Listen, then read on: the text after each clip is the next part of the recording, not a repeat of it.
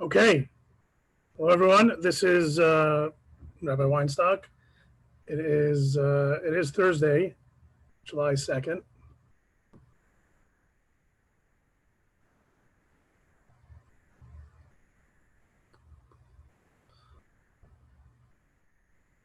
Hello, everyone. Let's see if it works. It's Thursday, July 2nd, the 10th of 11th of Tammuz, 10th of Tammuz, excuse me.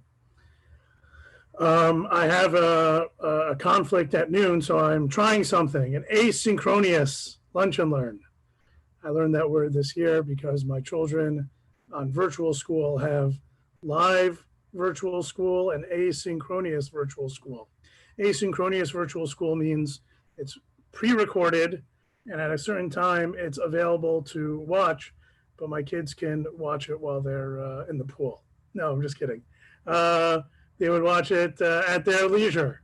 So we've been doing it on Facebook, but today we'll do it on YouTube so that it's available, so that at noon I will add the link to my Facebook page and post it to the Zoom call, to the Zoom number, which you'll be able to access, but then you'll go to the link to watch today's shiur. Let's see if it works. If it does, then it'll allow, even if there are conflicts in the future, that I don't have to cancel or find a guest speaker, although that's fun sometimes too, but also I can pre-record and then make accessible for you on that day. So we're still in Parshat Chukat Balak. It's the double parsha here in Chutz La'aretz, in the diaspora, in Eretz Yisrael. It is just the Parsha Balak. And I would like to, well, first we're going to do our Mishnayot like we do every day. Let's see what we got here. Hold on one second.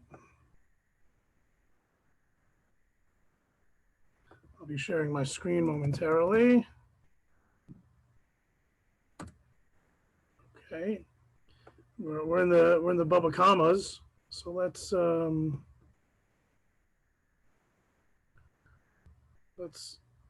share our screen.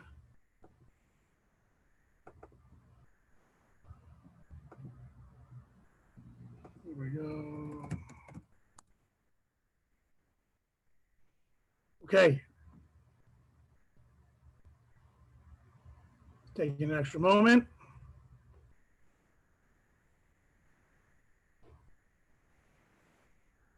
Taking a couple extra moments. Okay, Baba Kama, third chapter, if I'm not mistaken.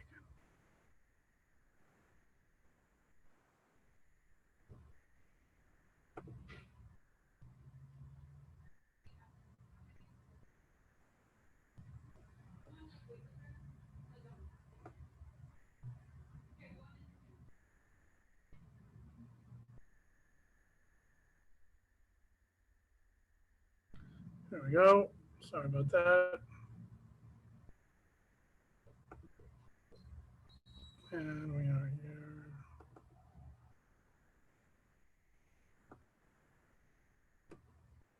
Third chapter. Okay.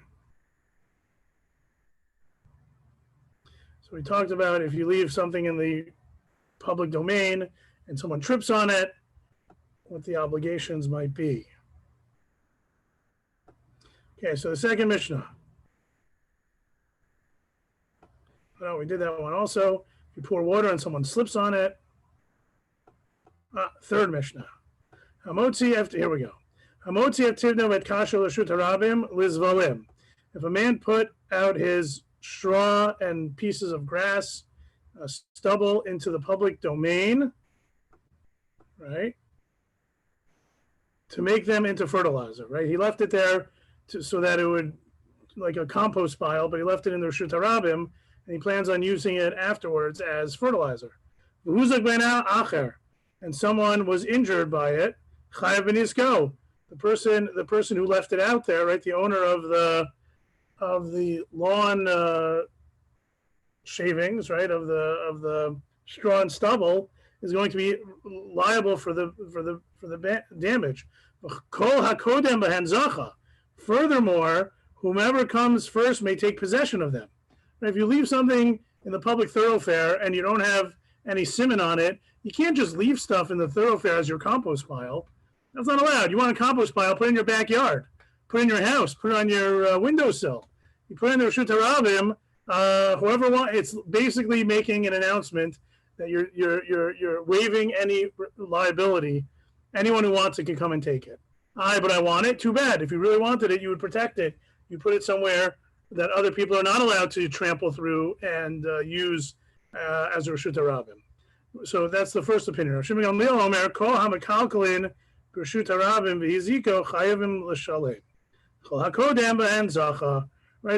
Shimon Gamliel generalizes this rule and says whoever leaves things that are disruptive in the public domain, right, that can cause damage, and then it does cause damage, then that person is liable to make restitution, right?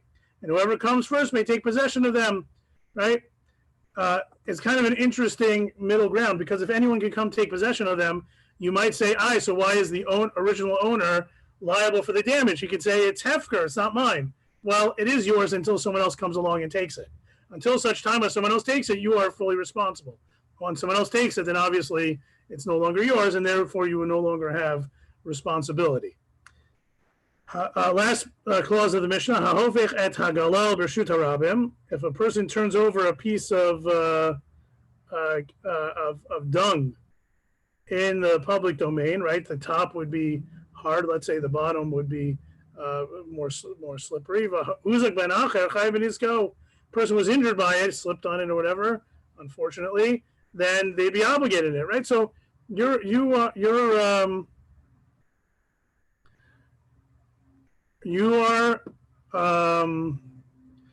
actions, right? You didn't mean to hurt someone. You just flipped over a piece of dung, let's say. Doesn't matter. If someone gets hurt by it and you did it in a location that's accessible and expected for others to go through, you have to be careful that your actions don't cause damage. Continue in the Mishnayot. Shnei kadarim shayu malchun zachar zeh.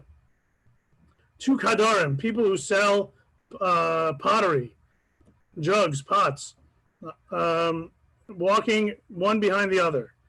V'nit kal harishon v'nafal. The first one stumbled and falls. V'nit kal sheni barishon. And the person behind him falls over the first person. Harishon chaya b'nizkei sheni. Right, the first one is liable for the injury caused by the second one. That's interesting, right? It'd be interesting to explore that further. If it was an accident and you trip and you fall, then the person behind, right? It's kind of like when you think about a car accident, right? If you're behind a car and the car in front of you has a flat tire or something and stops, and you plow into the car in front of you, then who's responsible? The car who stopped unexpectedly? No. You're supposed to have, right, 4 seconds, 4 car lengths between you and the car in front of you, so that if anything unexpected should happen to the car in front of you, you're able to stop. If you don't stop, you're responsible. So I'm not exactly sure what this Mishnah, why this Mishnah has a different approach, where you have 2 sellers of jugs walking one behind the other. The first one stumbles and falls.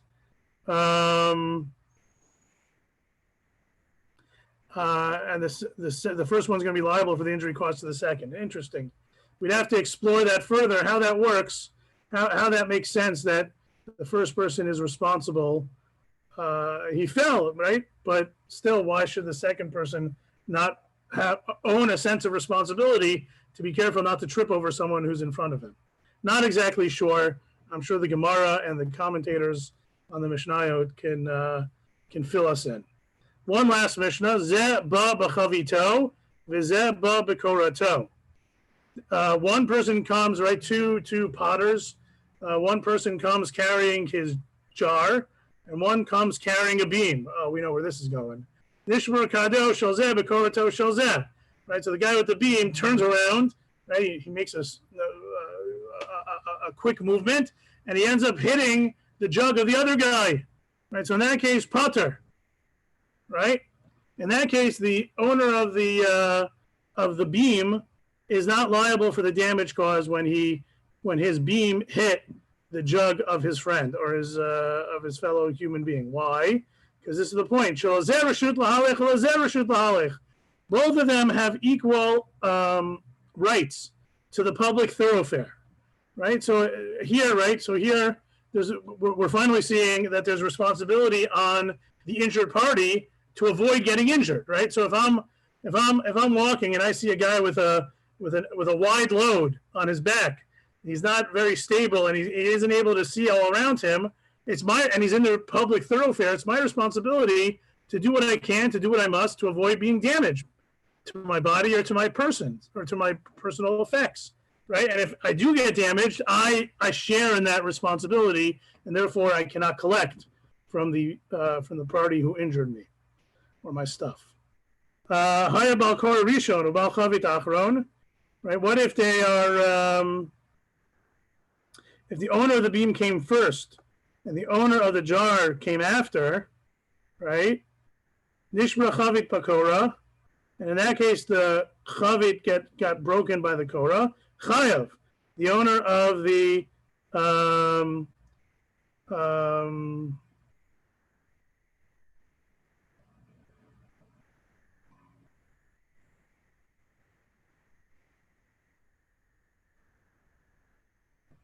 I'm sorry, we skipped a piece.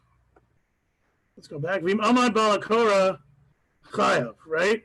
But if the owner of the beam came first, vim amad balakora chayav.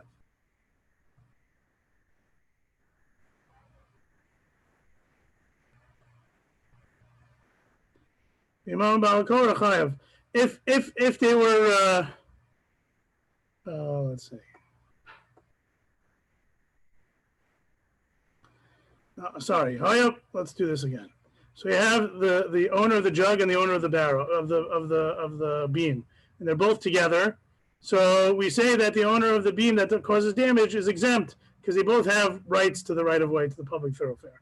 But if the owner of the beam came first, and the owner of the jug came second, Nishra chavit bakora pater balakora. Right, because if the owner of the beam came first, so he was there first. If the owner of the jug comes next, he has to be careful, and if he's not, then the owner of the beam is pater. Amad balakora chayav. But if the balakora makes a sudden move and gets up unexpectedly, right? He's sitting and now he gets up. Before he gets up, he has to look around. If by getting up he damages the jug, then he is obligated. Amad balachavit amod pater. But if he told the owner of the jug to stand up, then he would be exempt, because then the owner of the jug would have to be careful before he stood up to make sure that his jug is not damaged. What if the owner of the jug came first, and then the owner of the kora came? Nishra chavit bakora, and then the beam. It's like Jim Jug and Jim Beam. Right, so Jim Beam came second, and injured Jim Jug. Right, in so doing, he's liable because Jim Beam, guy holding the beam, should have been more careful when he came in second, when he came in last. But if the jug guy was sitting and then stands up, if Jim Jug stands up, then he should have been careful, right, to check what happens before he stands up, If he gets injured, he's liable. V'im amar about Korah amod chayav. But if he told the Baal Korah to stand up, right, Jim Beam to stand up, and he does so without looking around, then Jim Beam is going to be liable for the damage. It'd be similar in a case of somebody, one person came, one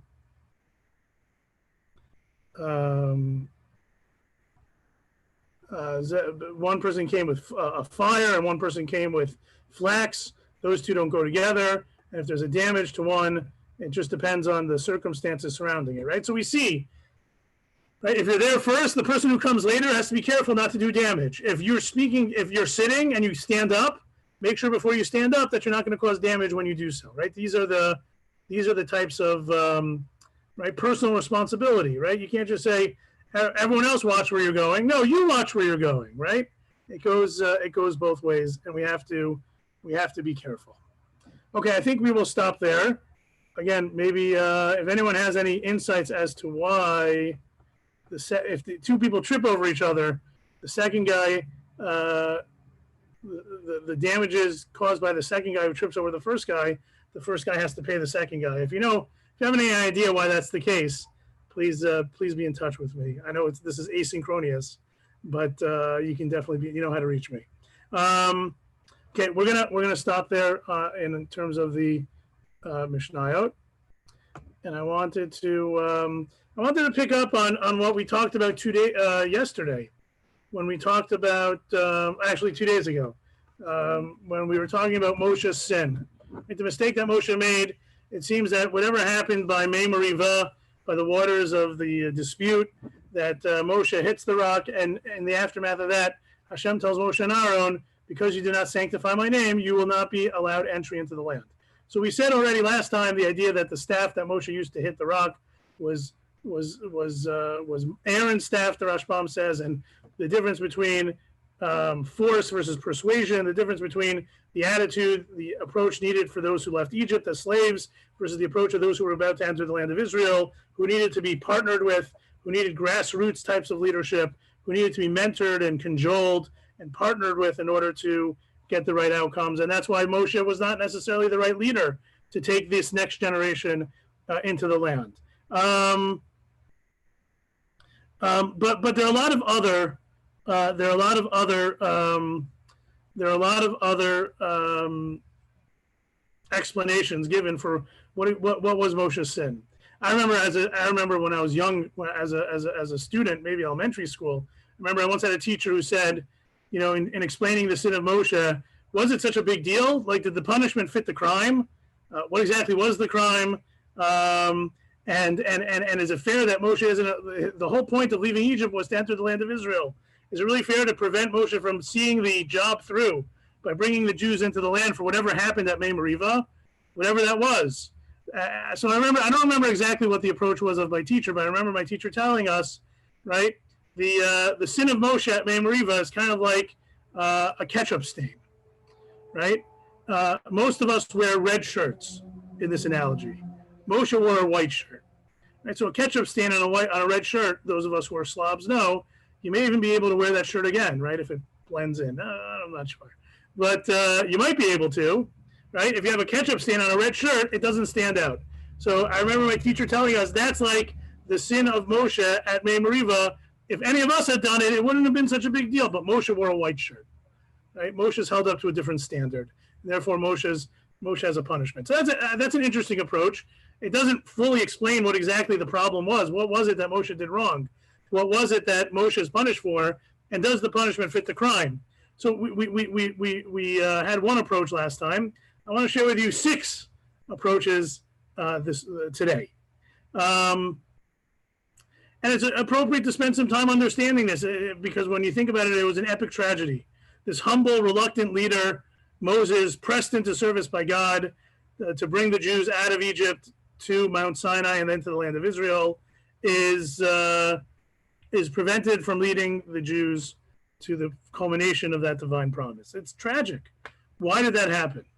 So there are a number of explanations. I'd like to share them with you, some of them with you today. The Abravanel says that Moshe and Aaron did nothing wrong at Mei Meriva, and really their punishment is due to other events in their lives. For Aaron, the punishment of that is expressed here of him not being allowed to enter the land of Israel is a punishment for the sin of his contributions and his aiding and abetting in the sin of the golden calf. And Moshe is punished here. The punishment is mentioned here, but really the crime, the mistake, was expanding the Meraglim's mandate. Hashem said you're allowed to send spies. Moshe, because of the pressure he was feeling from the people and their discontent and their pessimism, had encouraged the spies to go above and beyond the mandate that Moshe had. Maybe next year we'll delve into that more deeply. But the idea being is that Moshe sowed the ground that led to the sin of the spies. And just as the nation, those who sinned by the spies, were not allowed to enter the land, so too the facilitator of that sin, namely Moshe, because of the way he sent the spies and the mandate he provided for the spies, was also denied entry into the land. Both actions by Aaron and by Moshe were well-intentioned, but led to national tragedy. And so Hashem's response is deliberate. To protect their reputation, Hashem does not punish them immediately, right? After the sin of the golden calf, there are those who are directly involved that are punished right away. Doesn't mention Aaron's punishment there. And by the sin of the spies, we know everyone is punished, and some of them are punished right away. But Moshe's punishment is not; it's delayed, or even reference to that, or even mention or verdict of that punishment is delayed as well. And instead, Hashem waits for them, Moshe and Aaron, to commit a more intentional act, however minor, and then punishes them for the bigger sin. Right? So, according to the Rabbi, whatever happened at Mei Merivah, let's just say hitting the rock, is a pretext. Right? Really, the sin is golden calf, or the aiding and abetting of the golden calf, aiding and abetting of the spies. But it's mentioned here as to show as a sign of respect to protect their reputations. Moshe was not as guilty in the sin of the spies as the spies, certainly, nor even as guilty as the rest of the Jewish people. Similarly, Aaron is not as guilty. It's not the same mistake as those who created and served the Egel Hazav, the golden calf, but still their contributions to those tragedies warranted punishment of not finishing the job of bringing them into the land. Now, of course, the problem with this approach, I mean, there are definitely some benefits to this approach, but the problem with this approach is that other places in the Torah where Hashem mentions Mei Merivah, like later on, right before Moshe dies, or even in V'etchanan, where Moshe prays that he should be allowed to enter the land, and Hashem says you can't. And in those places, Mei Merivah, the events that transpire in Parshat Chukat, are listed as the reason why Moshe can't enter Eretz Yisrael, right? So it's not only in real time that the punishment of not entering the land is attributed to the crime of hitting the rock, but elsewhere in the Torah that connection is made, which makes the Abravanel a little bit more challenging. So Rashi, in this week's Parsha, says if not for Mei Merivah, if not for the events that happened here, Moshe would have entered Eretz Yisrael, right? And so it's very clear from Rashi that the Abravanel that he disagrees with the Abravanel. Rashi says up until this moment, Moshe would have entered the land. Because of whatever happened at Mei Merivah, Moshe's barred entry. So what happened? What exactly happened there? So Rashi says that the sin was deviating from Hashem's command. Hashem said to speak to the rock, and instead, Moshe hit it twice. Now again, that seems like a minor deviation, and as we mentioned 2 days ago, hitting the rock is not all that different when it comes to the miracle. I don't know about you, but when I hit rocks, water doesn't come out of them. So the notion of miracle is applicable to both speaking to the rock and hitting the rock. So what exactly are we saying here? But still, because of Moshe's actions, Bnei Israel missed out on learning a lesson. That's what Rashi says. And what was that lesson? The lesson, as understood by the lesson was if a rock who needs nothing from Hashem nonetheless listens when spoken to, by a prophet of Hashem, how much more so should Bnei Yisrael listen to Hashem, right? If a rock, when Moshe speaks to it on behalf of God, does what it's supposed to do, right? How much more so Jews who benefit from God very clearly, or animate objects, should listen to Hashem. But that was lost on them. That lesson was missing. That was missed out because Moshe didn't speak to the rock. He hit the rock. It could have strengthened their emunah, right? I mean, Moshe was, perhaps it's because Moshe understood as well as anyone that oftentimes talking to Jews is like talking to a rock. But nonetheless, there was that opportunity that here you talk to the rock and the rock would listen and the rock would respond. It would have been an amazing thing. And instead, Moshe doesn't do that. So there's a missed opportunity. Says Rashi, that's enough of a crime in Moshe's case. Again, thinking about the white shirt. That was enough of a ketchup stain on the beautiful white shirt of Moshe to generate this type of punishment. And again, if God tells you to do something and you don't do it, right? I mean, we all hope that if God clearly told us to do things, that again, he tells us in the Torah. And if we believe in the veracity of the Torah, then we should do what we know he wants us to do. But if he spoke to us in a clear way, now don't tell me God spoke to you, because we have a bias against people who claim that they've experienced prophecy in the aftermath of the temple's destruction. We say that that's we're entering the 3 weeks next week. I think next week we'll spend time learning about the 3 weeks and Shivas B'Tammuz and Tisha B'Av, etc. And what do we mourn? Do we mourn the loss of a location?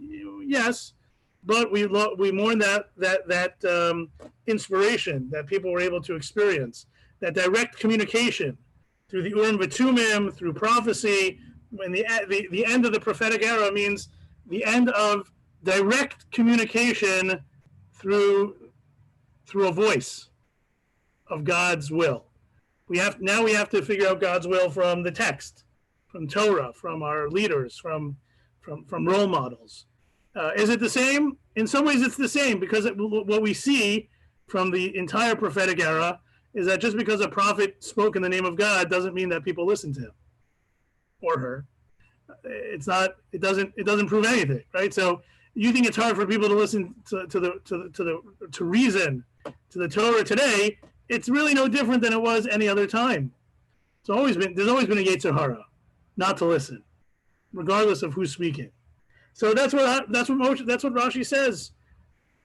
Moshe didn't listen to God. God said, "Speak to the rock," and I said, "Speak to the rock" for a specific reason, right? Has that ever happened to you, where you are working on a project? Let's say you tell your kids to do something. You're working with a family member or even an employee on a work project, and you tell them, "I want you to do it in a very specific way," and they come back and they do it in a completely different way, but they claim that they've been able to accomplish the same goal as you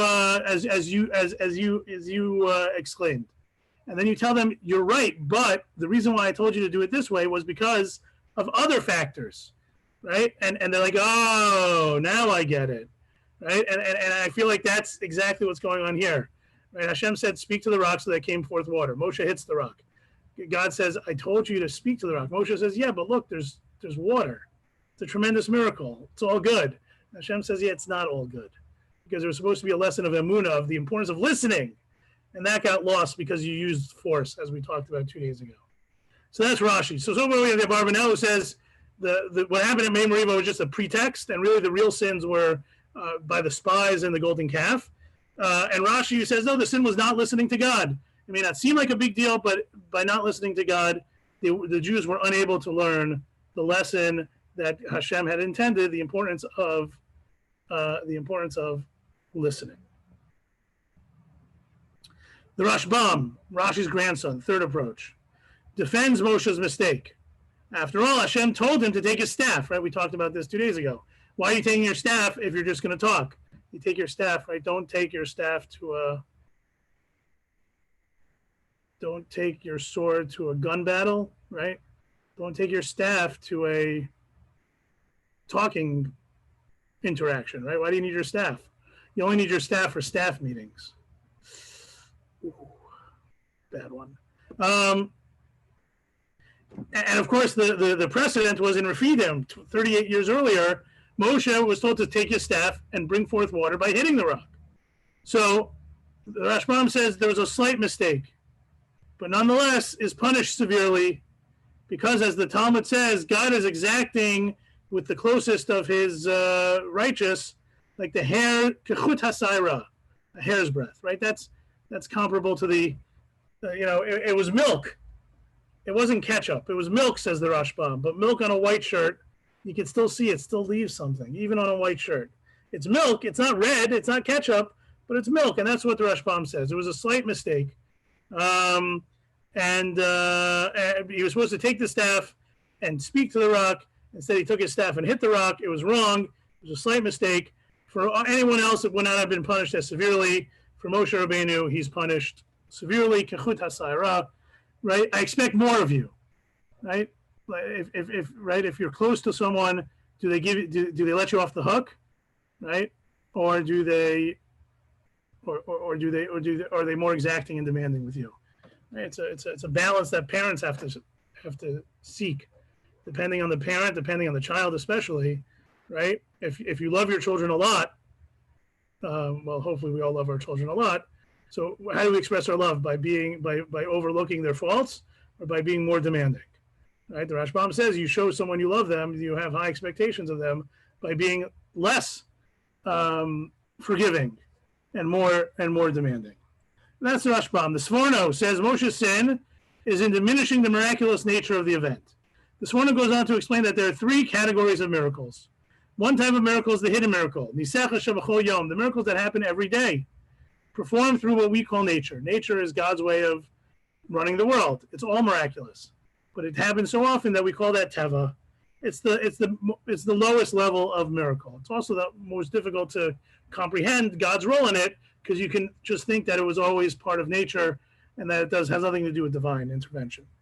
The second level of miracle is an open miracle that can occur naturally, but only through powerful forces over a long period of time. Right? Some of the natural miracles, perhaps in Egypt, right, are open miracles, but may have had a plausible or implausible natural explanation. And then there are open miracles that cannot occur through natural means. The only way it could have happened is through God. Right?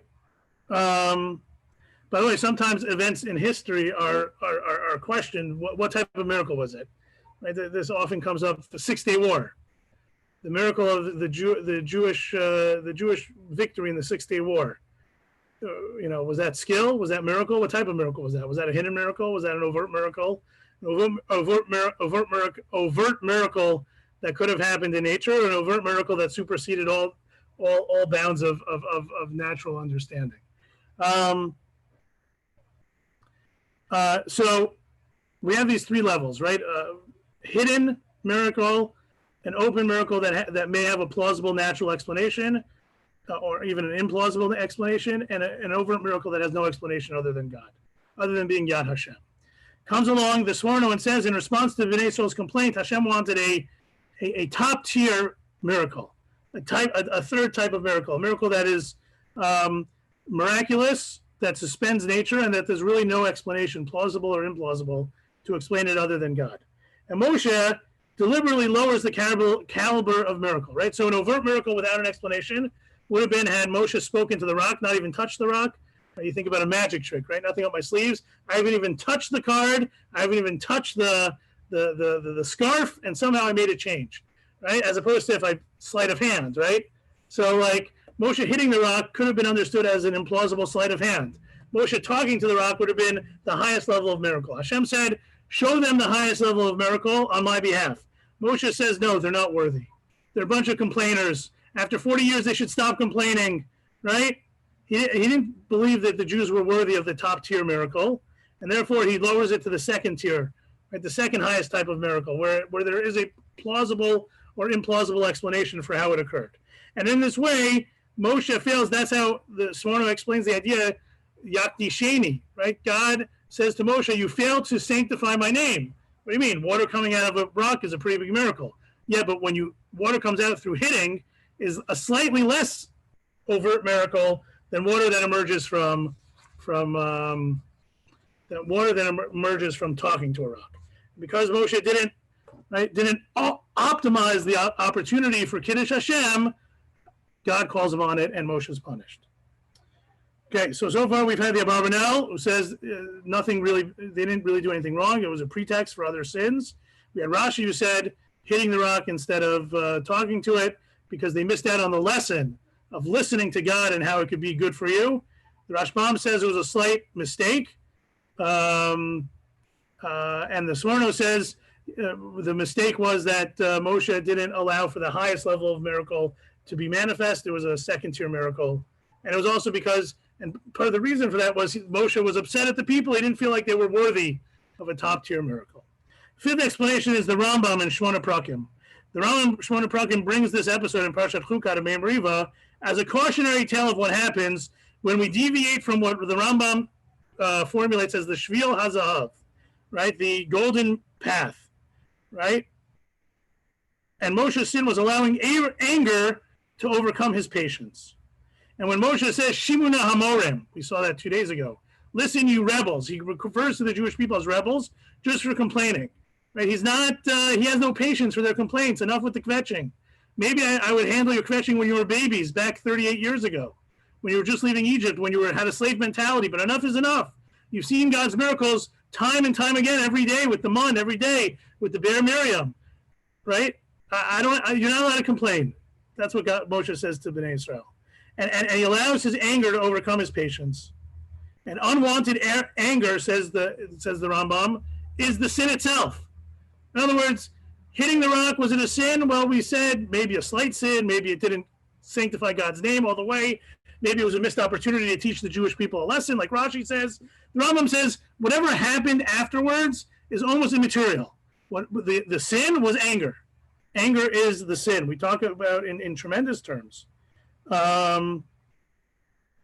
We talk about anger as being a form of avodah zarah, right? Why is that? And so I've explained this before. What is avodah zarah? Avodah zarah, we often think about worshiping something else, but you know what avodah zarah is worshiping oneself.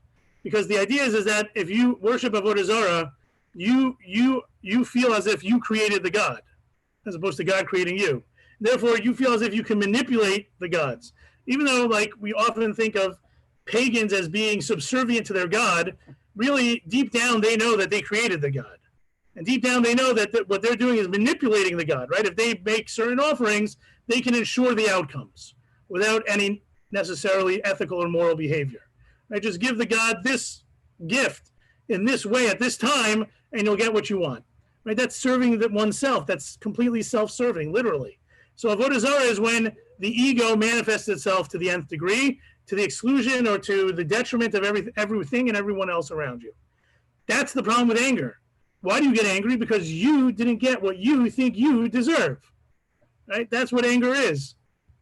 Who says you deserve that? Who says you need that? Right? A little humility puts things in perspective. And you don't get angry because, okay, it didn't happen the way I expected. It'll happen some other way. I guess if it didn't happen, I guess I don't need it. Didn't happen, I guess I'm meant to do something else. Right? Shake it off. Shake it off. Right? Tomorrow's another day. Another opportunity. Another day, another opportunity. If this didn't work out, you can be disappointed. You shouldn't be angry. Angry is ego. Angry is avodah zarah. And the Rambam just goes on to say, right, so when it comes to Shvil HaZahav, in general, we can have a middle approach. Except when it comes to anger, we got to stay as far away as possible from anger. The extreme against anger, right? To be very calm, to allow things to roll off our backs, to be able to take an insult without responding. It's not easy, let me tell you. I'm not saying this because I've figured out the secret to overcoming one's anger. Whistling helps. But at the same time, if we keep in mind that anger is a type of avodah zarah, of self-service, then we should try our best to stay away from it. And the Rambam says the anger of Moshe itself, allowing his anger to overcome his patience, was in and of itself the sin that causes him to be denied entry into the land of Israel. The Rambam goes on to say that Moshe's anger was even more dangerous, because not only was it an expression of ego, but it could also lead Bnei Israel to believe that since Moshe is Hashem's representative, his shliach, his Navi, that when Moshe is angry at the people, maybe it means that Hashem's really angry at the people. And Hashem's not angry at the people. And therefore, that's a dangerous situation. There's no indication in the Torah that Hashem's angry when the people ask for water. Maybe Hashem's disappointed. Hashem's not angry. Hashem told them, give them water. Moshe's the one that's angry. Anger is a very detrimental quality, right? It's not good for your heart. It's not good for your body. It's not good for your emotions. It's not good for your psyche. It's just not good all around. And that was the sin that prevented Moshe from entering the land. That's number 5. Lastly, number 6. The Ramban disagrees with both Rashi and the Rambam. Rashi said, right, it was the missed opportunity to teach the Jewish people the importance of listening. And the Rambam says it was the sin of anger. The Ramban says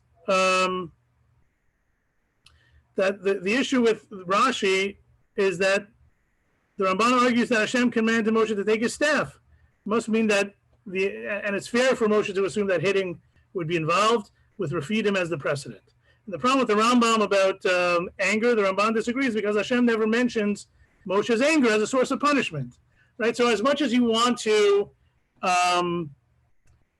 expand the possibilities of what the underlying issue and mistake was of Moshe, one of the challenges is going to be where do you see it in the text, depending on how textual a commentator you might be. The Rambam says, it's a nice idea, the Rambam says, of not being angry, but nowhere does it say that Moshe is punished for being angry.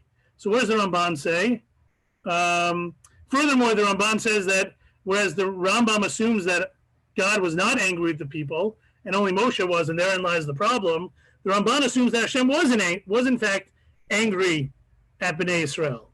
And therefore, Moshe's anger may have been justified as representing God's anger, and therefore the Ramban, Nachmanides, disagrees with Maimonides.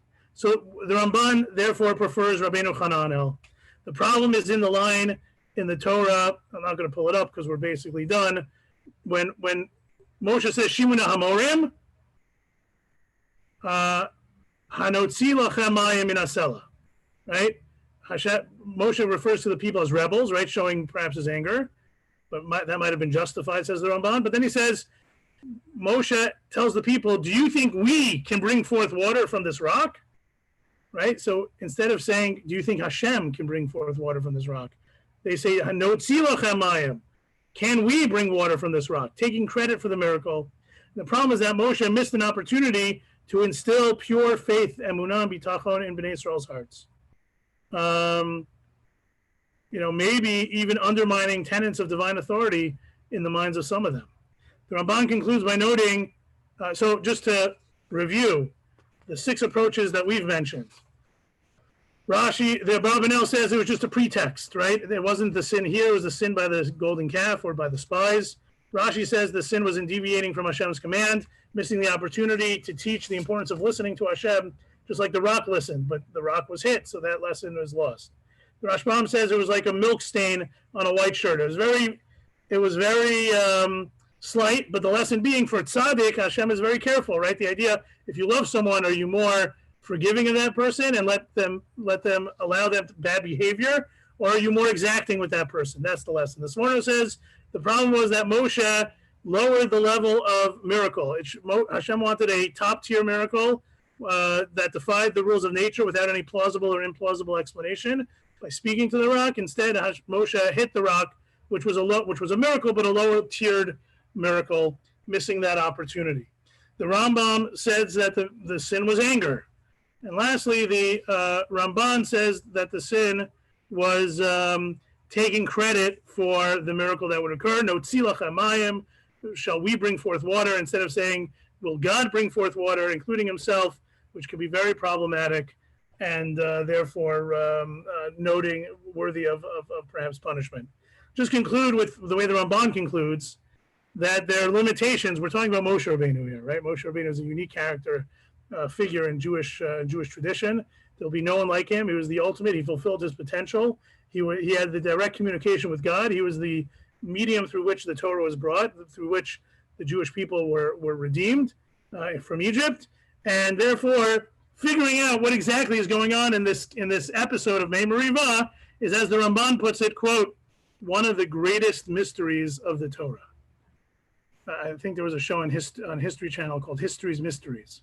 So if there's a biblical edition of History's Mysteries, perhaps the greatest mystery, one of the great mysteries, well, creation is a great mystery. What exactly is going on there? But another great mystery, certainly of the period of the Midbar, is what went down in Mei Meriva. What was the mistake? Why is Moshe denied entry, quote unquote, punished from entering the land of Israel? And what exactly are we meant to learn from there? So we provided 6 approaches that learn something about the episode, but also learn something more broadly about what we're trying to accomplish. What are the lessons that can be learned from this episode, while retaining the humility to admit, as the Ramban does, that this is a tremendous mystery. And we can learn from it, but we can't necessarily ever suggest that we really fully understand it. Okay, we will stop there. And Be'ezrat Hashem, we will be on briefly tomorrow for some Torah ideas from Parshiot Chukat Balak. But I hope this works. I hope you're able to watch this a little later at noon. I'll post the link both on the Zoom and on the Facebook page.